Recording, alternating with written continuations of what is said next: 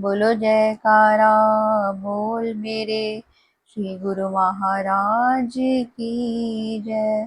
बोलो साचे दरबार की जय। आप रायपुर में थे। सन 1947 में देश विभाजन हुआ तो बड़े भाई साहब ने आपको कलकत्ता बुला लिया और आपके लिए साल्किया जनरल स्टोर नाम की दुकान खोल दी। इस दुकान के ऊपर एक स्टोर बना हुआ था। आप नित्य प्रति 2-3 घंटे ऊपर चले जाते और भजनाभ्यास में लीन हो जाते। कुछ समय पश्चात आपने अपने बड़े भाई साहब से कहा कि यहाँ हमारा मन नहीं लगता। आपके हृदय में शरणागत होने की लगन लगी हुई थी, किंतु घर में सबसे छोटे होने के कारण सब आपसे अत्यधिक स्नेह करते थे। वे नहीं चाहते थे कि ऐश्वर्य संपदा छोड़कर आप साधु बन जाएं। उनका यही प्रयत्न था कि आप घर पर रहकर ही भजन भक्ति करें। आप प्रातः घर में भजनाभ्यास करते। आपने सबको कह दिया था कि हमें कभी भी जबरदस्ती उठाने की चेष्टा न करना। जब तक हमारा जी चाहे हमें बैठा रहने दिया करें। एक बार भजनाभ्यास में अधिक समय बीत गया। आपके मुखमंडल पर तेज धूप आ गई। आपने प्रातः से भोजन भी ग्रहण नहीं किया था। आपके प्रति बड़ी बहन का हार्दिक स्नेह होने से उसने आपको भजनाभ्यास से उठा दिया। आपने फरमाया, बहन, हमें भजन से उठाकर अच्छा नहीं किया। आज अभी हमारे माथे पर श्री सद्गुरुदेव जी महाराज केसर का तिलक लगा रहे थे। इतना कह आपने फिर से आंखें मूंद ली। ध्यानावस्था में ही आप विनय करने लगे कि भगवान, मेरी परीक्षा ना लो।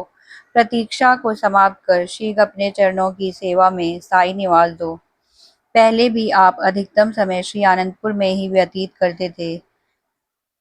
वह दिन आ गया जब श्री तृतीय पातशाही जी महाराज ने आपके स्थायी रूप से रहने की विनय स्वीकार कर ली। आपने घर में सबको अपना निर्णय सुना दिया कि हमें श्री आनंदपुर की सेवा ही अपनी पूंजी, निजी जायदाद, निजी घर प्रतीत होता है। हमारा दृढ़ निश्चय एवं दृढ़ संकल्प यही है कि श्री चरणों में स्थायी शरणागति प्राप्त करें। घर के सभी सदस्यों का आपके प्रति अगाध प्रेम था, इसलिए उन्होंने आपकी प्रसन्नता और मौज को ही सर्वोपरि माना। सन 1953 में जब आप वैशाखी के शुभ पर्व पर श्री दर्शन करने के लिए आए तो श्री चरणों में स्थायी शरणागति के लिए विनय की।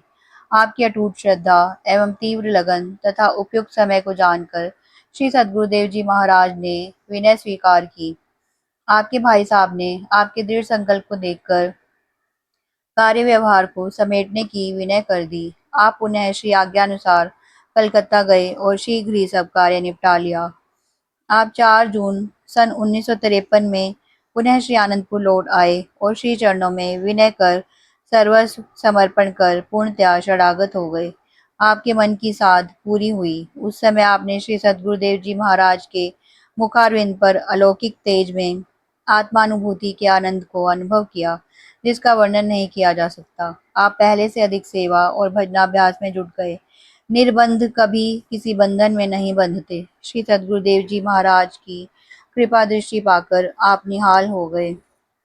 आपको श्री आनंदपुर में रहते हुए अत्यधिक मेल जोल रखना अथवा वार्तालाप करना प्रिय न था। एकांत प्रिय व सेवा में तन प्राण से जुटे रहना ही जीवन का ध्येय था।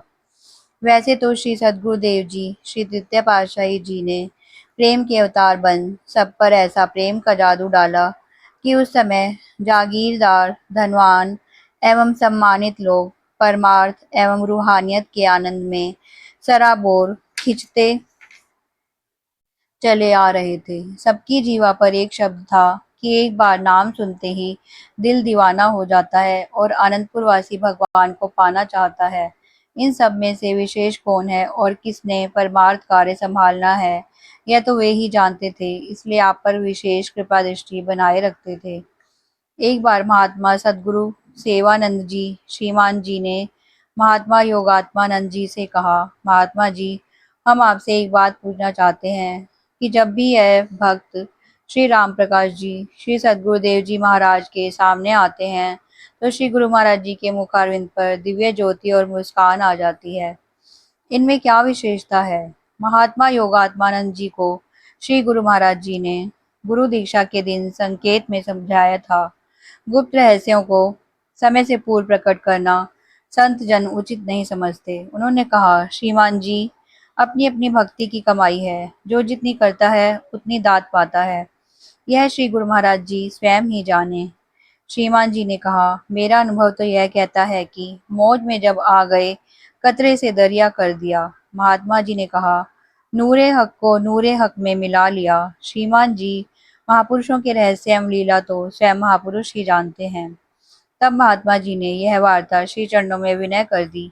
श्री सद्गुरुदेव जी ने महाराज जी ने फरमाया, महात्मा जी, आपने ठीक ही उत्तर दिया। हमने क्या देना है, यह तो धुर दरगाही काम होते हैं जो महापुरुषों को करने होते हैं। महात्मा जी ने दंडवत प्रणाम कर श्री छवि को निहारा तो उस समय श्री सद्गुरुदेव जी महाराज के मुखमंडल पर अलौकिक दीप्ति थी। आप जब घर से श्री आनंदपुर सेवा के लिए आते और श्री चरणों में सेवा का लाभ उठाते, उस अवर्णनीय आनंद का भाई साहब को वर्णन करते हुए भावुक हो जाते। सन 1950 में श्री तृतीय पातशाही जी महाराज मुरादाबाद और काशीपुर के मध्य स्थित रोशनपुर में पधारे।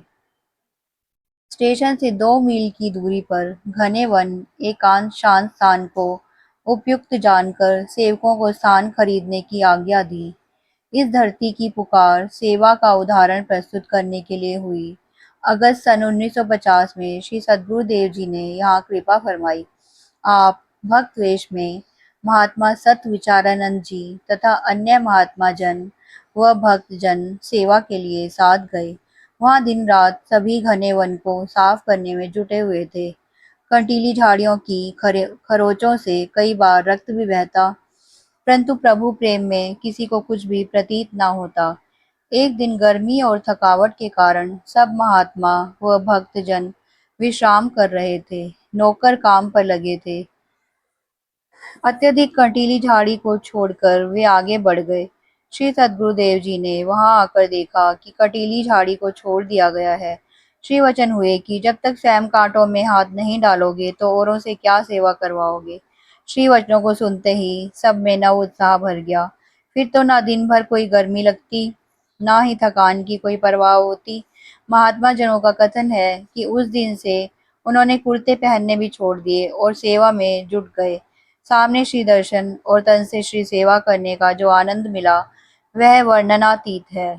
आपने इस श्री वचन को गांठ बांध लिया कि स्वयं कांटों में हाथ नहीं डालोगे तो औरों से क्या सेवा करवाओगे।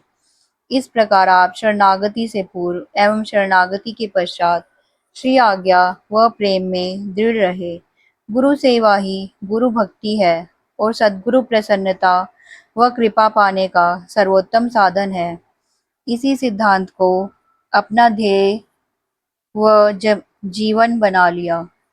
बोलो जयकारा बोल मेरे श्री गुरु महाराज की जय।